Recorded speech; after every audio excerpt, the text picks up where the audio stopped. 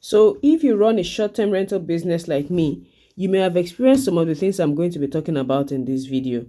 Like some of the times you may come in and meet your property in total mess, just like you see in this video. This day, we had a guest who came in with his friends and they broke into our storage.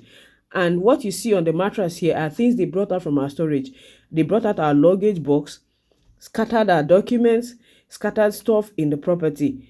And it was a huge lesson for us. And I wanted to share that because if you run a short-term rental business, you don't want to keep valuables close to the place where you have guests, where guests are going to rent, because you don't know who is coming into your property. So these guests came in.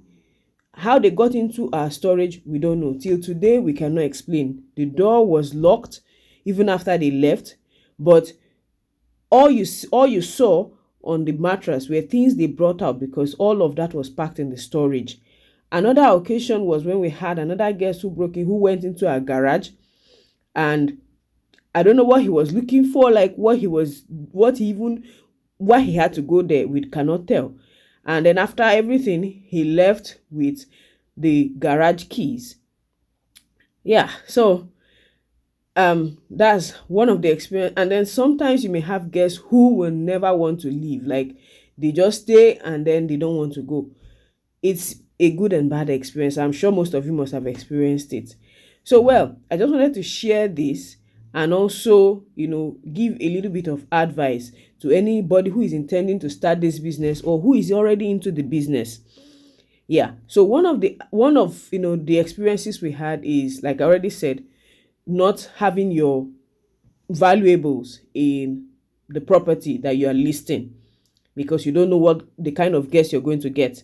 And then another thing is, don't use a property that has a high mortgage. If you use a property with a high mortgage, it's going to be very difficult to break even. You will find it difficult to cover your expenses and even to pay your property managers. And then if you stay far away from your property, that's also another challenge, because if you're not making well enough to pay your property manager, then it's going to be a huge problem for you. Another thing people find difficult is deciding what platform to put their property. Like for me, I would tell anybody, start with Airbnb. Before you put your property on any other platform, go with Airbnb.